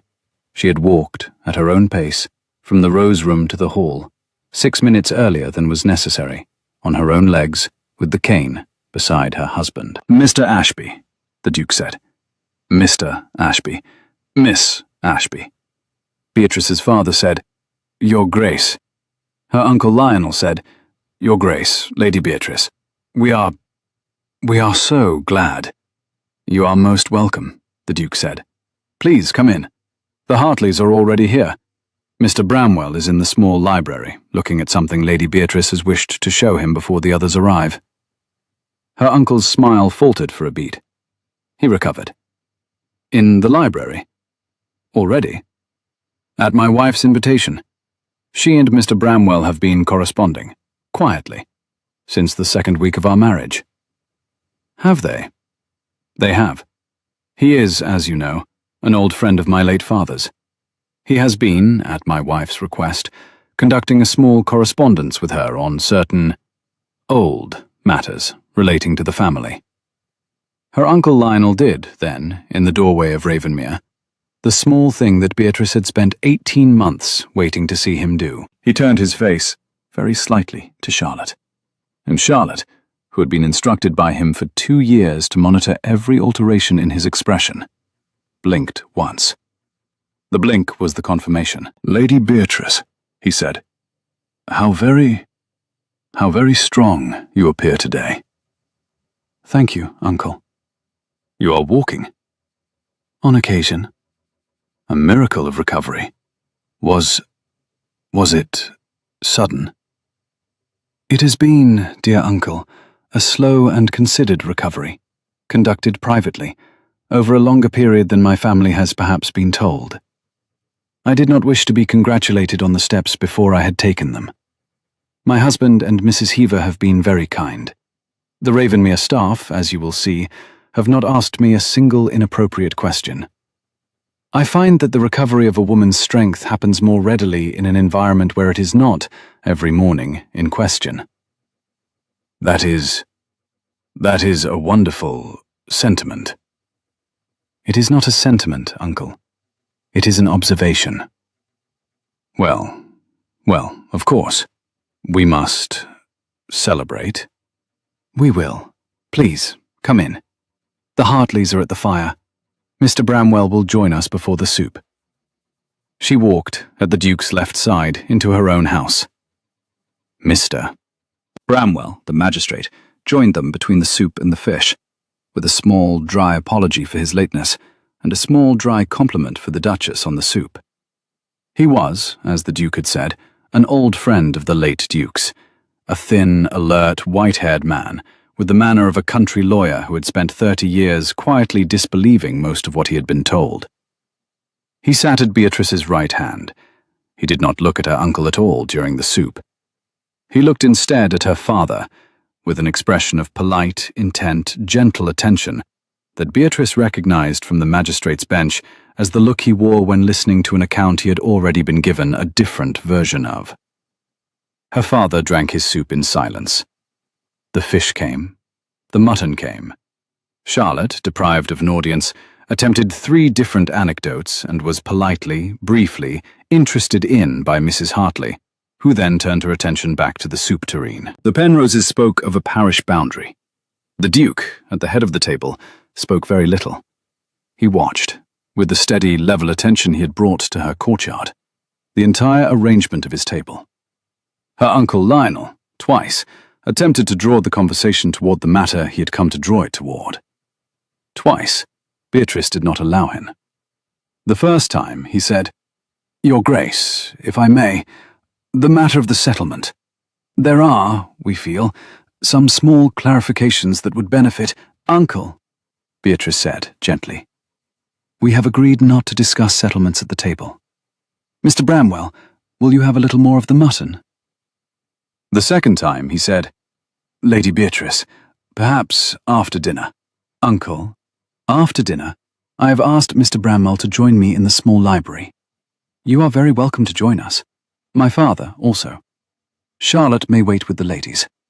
We will be only a quarter hour. Mr. Bramwell, you are content?" "Entirely, Your Grace." The mutton was finished. Charlotte, who had been instructed, before leaving Ashby Hall, to remain in any room her uncle remained in, glanced at Lionel for guidance. Lionel did not look back. The ladies withdrew. The Hartleys and the Penroses, who had been told, in advance by the Duke, exactly what was going to be conducted in the small library after dinner, withdrew also, to the drawing-room, where they would read and listen, with the open doors, in the considered manner of a county audience. Mr. Bramwell, Beatrice's father, her uncle Lionel, the Duke, and Beatrice walked the short corridor to the small library. Beatrice walked with the cane. The Duke walked beside her, at the distance of a wife. Her father walked behind, slowly, as a man walks who has not, perhaps, slept the previous night. Her uncle walked very precisely indeed, like a man who has discovered that the carriage he is riding in is not the carriage he expected, and is calculating, in real time, the distance to the next station. The small library was warm. The long table had been laid by Mrs. Heaver in the morning, with 13 leather-bound ledgers, 3 loose bundles tied with green ribbon, 4 envelopes addressed in Beatrice's mother's hand, and 1 envelope addressed in Sarah Pell's. 2 candelabra, a decanter the Duke had not opened, 3 glasses he had not poured. Mr. Bramwell, without ceremony, sat down at the head of the table and put on the spectacles he wore for ledgers. Beatrice, with the cane, took her position at the side. The Duke stood behind her, close enough that she could feel him, far enough that he did not crowd her elbow. Her father took the chair opposite. Her uncle, after a fractional hesitation, in which he was clearly weighing an exit through the long window, took the remaining chair. Beatrice opened the first ledger. Mr. Bramwell, these ledgers are mine. The earliest entry is dated June the 3rd, when I was 22. They are kept in a cipher of my own devising, which I will explain to you as we proceed. The cipher is not difficult. I devised it when I was a girl.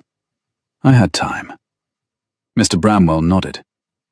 The originals from which I copied, the receipts, the correspondence, the rent rolls of Ashby Hall, were and are in my uncle's desk in the library at Ashby Hall. I returned each original after copying. My uncle has not, to my knowledge, noticed that any of his papers have ever left their drawer. Beatrice, her uncle said, very softly. What is? Uncle, I am speaking to Mr. Bramwell. You will have your turn. Mr. Bramwell raised one hand without looking at Lionel. Lionel closed his mouth. In particular, Mr. Bramwell, I would like to direct your attention to the entries relating to the Ravenmere release of debt clause, inserted into my marriage contract by my uncle in February of last year. The clause asserts a debt of £3,000, owed by the late Duke of Ravenmere to my late grandfather, which my marriage to the present Duke is alleged to release. There is no such debt. There is no entry in any ledger of Ashby Hall, kept by my uncle or by anyone else, that records a single transaction with the late Duke of Ravenmere in any year. There is, however, she turned a page, a remarkable correspondence, beginning in March of last year, between my uncle and a London man of business named Gristwood, in which the proposed £3,000 is, in fact, allocated, in advance of any contract being signed, to the discharge of my uncle's personal debts to the firm of Vinder and Carmody. I have copies of 17 letters of this correspondence. I have copies of the Vinder and Carmody receipts. I have, additionally, copies of the personal accounts of Mr. Gristwood, obtained through a clerk at his firm whose conscience was greater than his loyalty. I have, in short, a complete record of the use to which my uncle had intended to put the £3,000, before the Duke had ever seen the contract. The clause is a fiction. It is also a forgery. And the forgery is in my uncle's hand. She set the page down. Mr. Bramwell, would you be so good as to read? Mr. Bramwell read. He read in silence, without expression, for a quarter of an hour. He turned each page deliberately. He glanced twice at Lionel, not in accusation, in the patient, professional manner of a magistrate confirming, point by point, the precise location of the rope around a man's ankle. Her uncle Lionel did not speak. He sat, very still, in his chair. His hands rested on his knees. His knuckles were white. His face, Beatrice noted dispassionately, was the precise grey of the sky over Ashby Hall on the morning of her riding accident. Her father. Beatrice did not look at her father immediately. When she did, she found him sitting forward, both hands pressed flat to the table, looking not at the ledgers, not at his brother, but at her. His mouth was not entirely steady.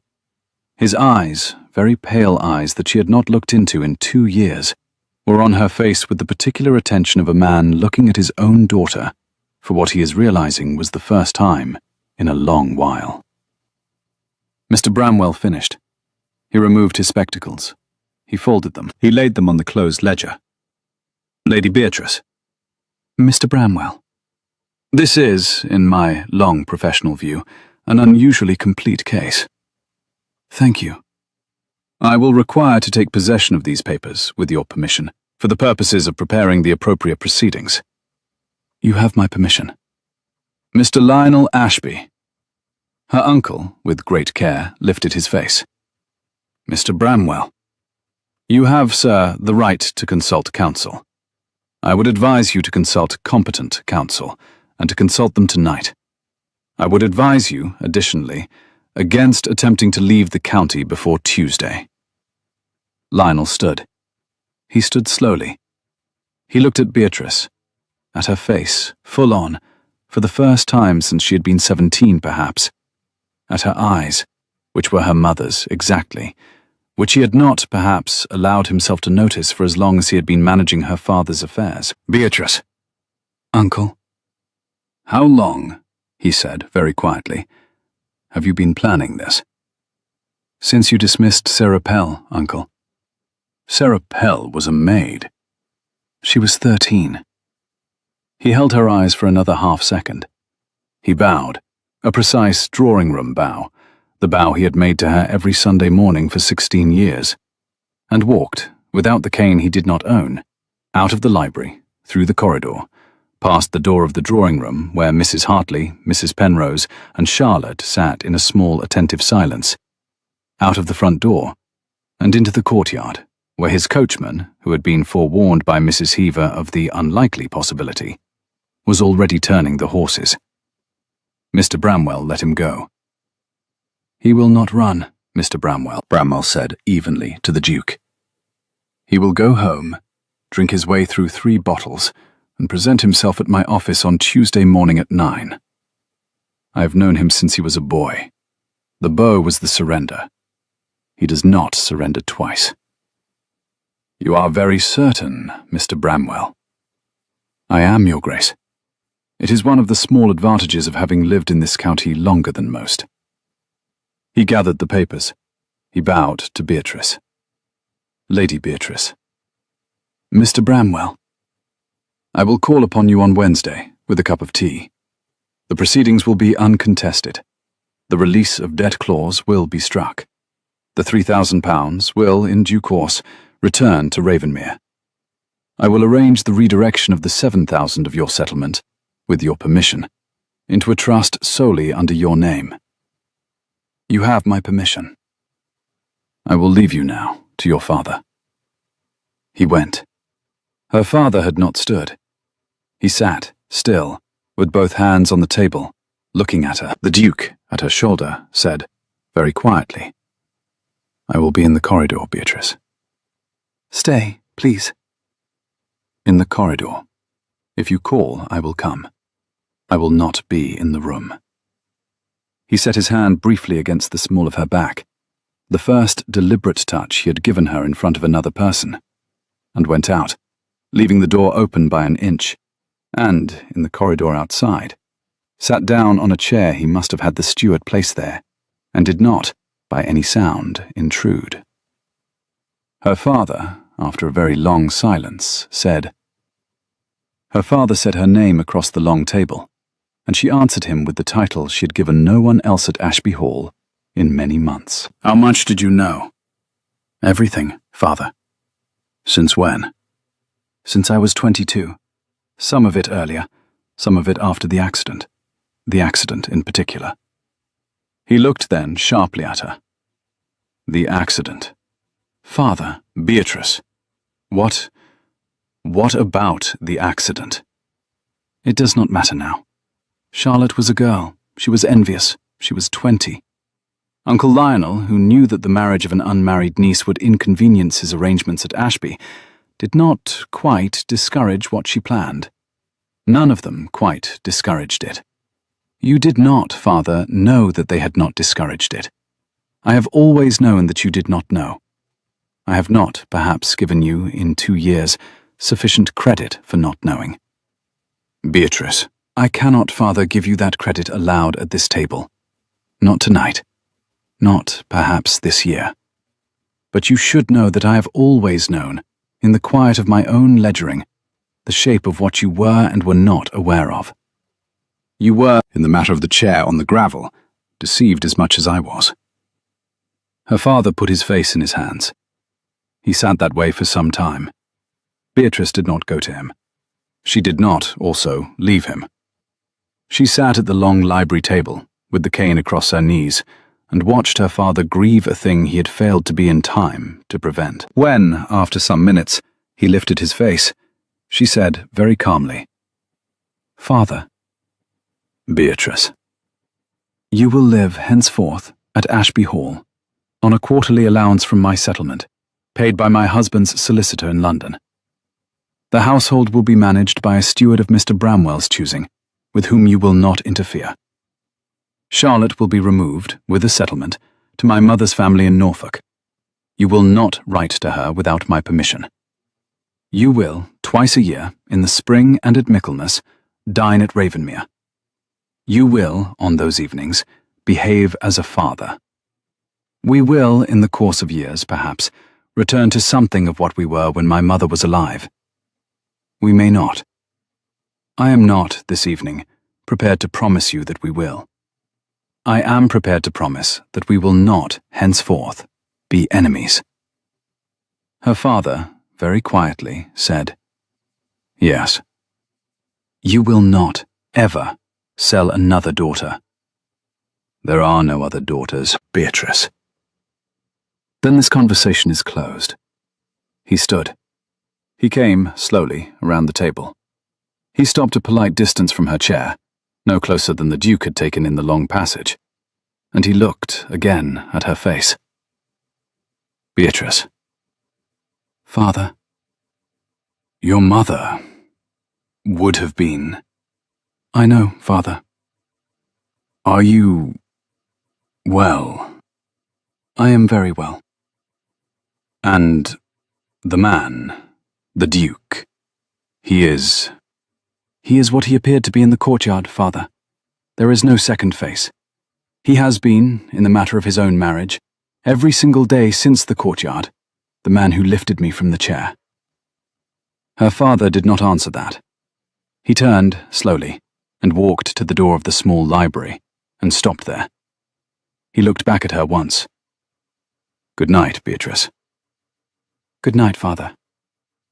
He went out, past the Duke in the corridor, who stood when he came, past the open door of the drawing-room, where the ladies, by some small miracle of Mrs. Heaver's choreography, had begun discussing wallpaper, out of the house.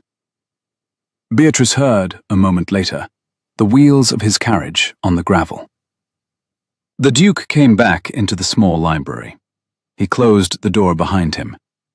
He came to the chair her father had sat in, drew it out, sat down across from her at the long table, and looked at her over the lamps. He spoke her name across the lamplight. She gave him his, and when he murmured, "My wife," she answered him again, with the only word she could give him in such a room. His own. It is 23 minutes past 10. Yes. We have, technically, the rest of an evening with the Hartleys, the Penroses, and Mr. Bramwell, who has taken the ledgers and gone. Yes. I propose, he said, that we send Mrs. Heaver out with our most charming apologies, which she will deliver perfectly because she has, in fact, been waiting for the cue, and that I take you, on my arm, to the Rose Room. I will go no further than your door. I will sit in the corridor. If you call, I will come. I will not be in the room. That is what you said in the corridor an hour ago. It remains correct. She let his name fall, soft, between them. He gave her hers, and waited. Walk me to the Rose Room. He stood. He came around the table. He held out his hand. She did not take his hand. She set the cane down, carefully, on the table beside the lamps. She stood, slowly, on her own legs. She walked, with no cane and no arm, across the 4 paces of the small library to where her husband stood with his hand still extended. She stopped, exactly at the distance that had been, 3 weeks earlier, the distance of a wife. She gave him his name. He returned hers, very quietly, as if naming were itself the question being asked. I would like to ask the question now. The question I said I would ask on the quieter day. That one. Beatrice. The day is not quieter. It is the quietest day there is going to be for some time. I would prefer to ask it in this one rather than wait for a quieter one that may not arrive. He looked at her face, at her hands, at her legs which were not, this evening, supported by any wood, and he did not speak immediately. When he did, it was in the careful, level voice he had used in the carriage on the road from Ashby Hall. He spoke her name first, the way a man speaks a word he has been holding in his mouth since the road. I love you. I know. You have known for some time. Since the 3rd morning, the yellow roses. That obvious. That careful. He smiled. The small, dry, surprised smile she had now seen perhaps 20 times, each in a slightly different shape, and laid the back of his fingers, very gently, against the inside of her wrist where the cane had, 20 minutes earlier, sat in her grip. I love you, Theodore. You do not have to. I am not saying it because you said it. I'm saying it because, since I have been rehearsing the dinner, I have not stopped. I have rehearsed the precise distance I would say it from. I have rehearsed the precise tone. I have rehearsed the precise hour. I have rehearsed it badly. I have, in fact, rehearsed it, for the first time in my life, without privately accounting it as a thing I would later have to recover from. I am saying it now, because the rehearsal is over. He did not, this time, smile. He did not need to. His face, the face that had been arriving at an obligation in her courtyard and had become, mid-stride, a man assessing an injury, became, in the small library at Ravenmere, by the lamps, a man who has been told a thing he had not let himself plan for. He laid his other hand, gently, against the side of her face. He did not bring her toward him. He let her come, on her own legs, to him. She came. She kissed her husband, slowly, carefully, with the cane on the table behind her, on her own feet, in front of no one but the lamps and a row of leather-bound ledgers, and did not, in the kiss, for a single half-second, count anything. He did not, after, lift her. He walked beside her, at the distance of a wife, all the way along the corridor, all the way through the warm hall, all the way up the shallow stairs of Ravenmere, slowly, with care, on level ground, for short distances, to the door of the rose room, where he kissed her again, briefly, on the temple, and then, exactly as he had said he would, sat down in a chair in the corridor. He stayed in the corridor. She slept very well. 6 months after the dinner, on a morning in late April, when the orchard at Ravenmere was full of the small white blossom of the apple trees, and the dogs were chasing one another in long, ridiculous loops between the rosemary and the wall, Beatrice walked the length of the orchard wall, on her own legs, without the cane, and, at the far end, where the gate opened onto the long meadow that ran down to the river, found her husband splitting wood at a stump that was beginning, after a winter's practice, to be split in something approaching the proper manner. He set the axe into the block when he saw her coming. He spoke her name, in a voice careful with the thing he was registering. She gave him his. You are at the orchard wall. I am. Without the cane. For the orchard wall, today. I have it in the rose room. I will have it back this afternoon if I am tired. I am not, yet, tired. He looked at her face, at her hands, at her legs, and the small, dry, surprised smile that he had given her in the carriage, in the long passage, in the small library by the lamps, came into his face, unchanged in shape, and changed entirely in meaning. The way a thing one has carried for a very long time changes when one finally sets it down. He looked back at her, at the cane she was not carrying, and used the address he had reserved, since the small library, for a small and particular use. I would like to lift you. From the orchard wall. To the steps. Not because you require the lifting. I would like the practice. You have not lost the practice. I would like, all the same, to be in the carrying. We have been, lately, conducting a great deal of our marriage on our own legs. She laughed. A real laugh. The laugh she had not laughed in front of any member of her family in 2 years. The laugh she had been laughing for 6 months over coffee at the breakfast room window. And she set her hand lightly against his arm. On my permission, Theodore. On your permission. You have it. He bent. He bent, this time, the way a man bends in his own garden in late April to a thing he respects. One knee, briefly, in the orchard grass. His hand under her knees, his other behind her shoulders. He stood easily and turned, with her in his arms, in the precise mid-morning sun, in front of 2 unimpressive dogs, an indulgent groom, a steward who was openly laughing this time, and the autumn courtyard staff, who had become, by April, the spring courtyard staff, and who were watching from every window in the orchard side of the house, without troubling, today, to pretend that they were not. He carried her back across the orchard to the house. He carried her up the 3 shallow steps and through the broad oak door, exactly, except that he was not wearing a travelling coat, and exactly, except that she was not wearing a brace beneath her gown, and exactly, except that the woman in his arms was the woman she had been told, 2 Octobers earlier, she could not become.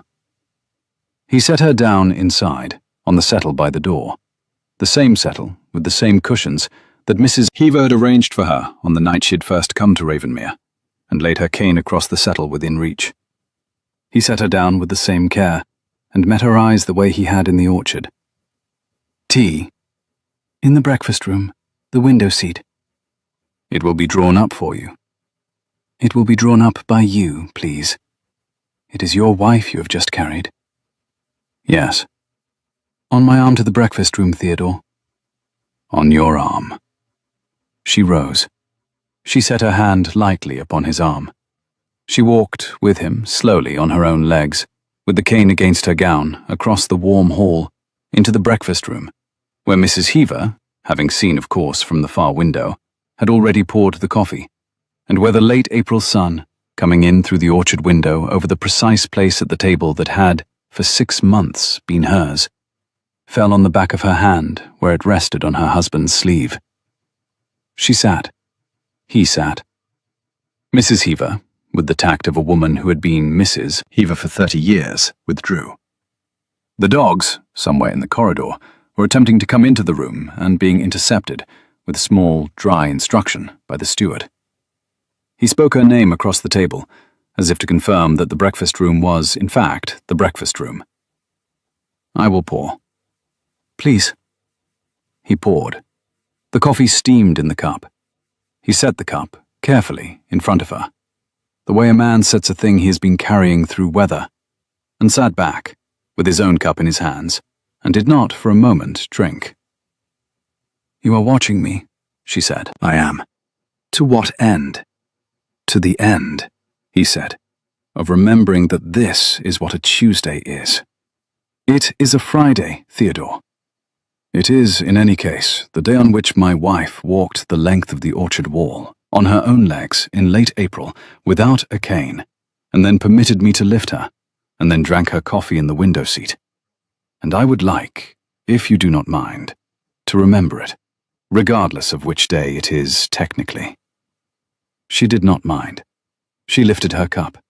She drank her coffee, slowly, looking out at the orchard wall, which she had walked the length of, on her own legs, in late April, without a cane, in front of her husband, and his unimpressive dogs, and his indulgent groom, and his housekeeper of 30 years, in the precise sunlight, in the precise spring, in the precise life she had calculated, in the locked passage of her sick room at Ashby Hall, 18 months before, would, on a quieter day than this one, eventually arrive. It had arrived. She drank the coffee. It was, she discovered, very good coffee. If you have ever been carried, by anyone, in any way, when you had begun to believe that being carried was the same as being diminished, and discovered, in the carrying, that it was not, I should very much like to read your account of it in the comments below. If you are new to this fire, my name is Adrian, and I tell stories of stubborn women and patient men in the Regency manner. Subscribe if you would like another by the next firelight. Good night.